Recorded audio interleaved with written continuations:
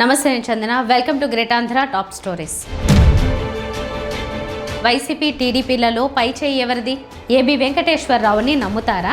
GVMC సొమ్ము తిరిగి ఇవ్వండి బాబు. మంత్రి నారాయణలో ఇంత ధైర్యం ఎక్కడిది?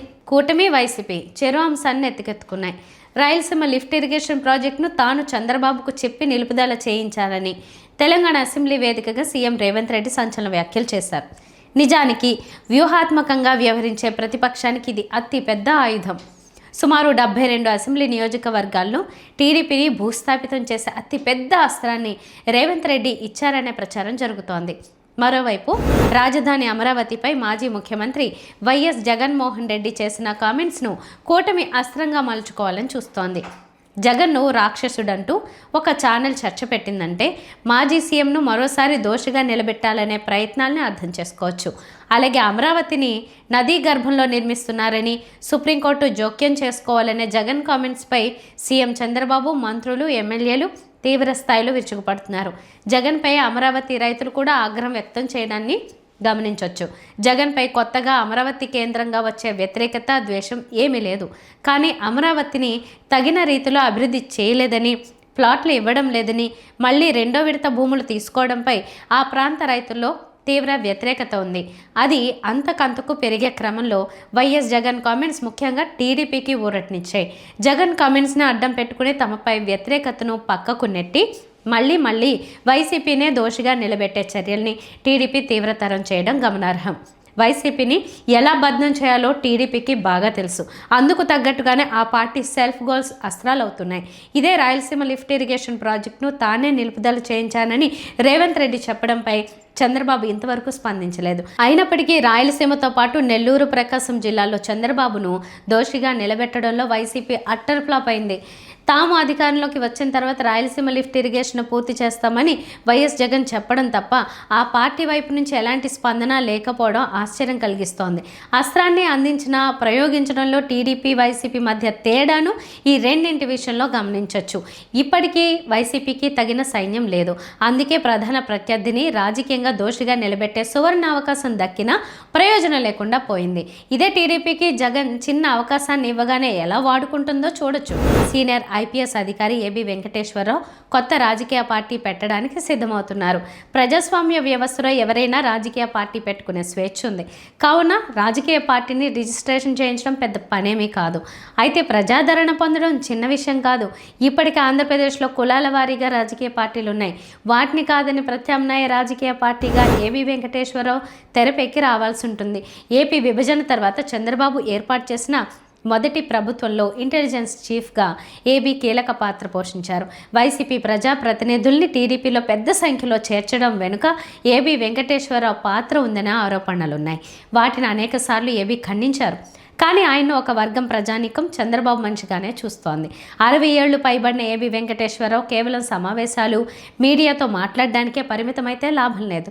ప్రత్యామ్నాయ రాజకీయ పార్టీ అంటే కూటమితో పాటు వైసీపీ తప్పుల్ని ఎండగట్టాలి. వాటిని కాదని తనను ఎందుకు ఆదరించాలో ఆయన మాటలతో కాకుండా చేష్టలతో నిరూపించుకోవాల్సి ఉంటుంది. మరీ ముఖ్యంగా ప్రస్తుత కూటమి ప్రభుత్వ వ్యతిరేక విధానాల్ని తీవ్ర స్థాయిలో తిప్పికొడితేనే ఆయనపై బాబు మచ్చపోతుంది.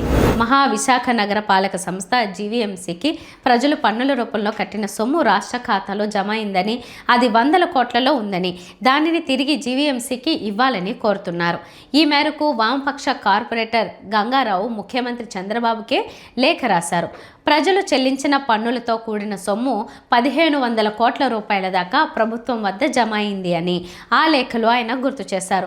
నగరవాసులు CFMS ఖాతా ద్వారా పన్నులు జీవీఎంసీకి చెల్లిస్తున్నారు అని ఆయన గుర్తు చేశారు.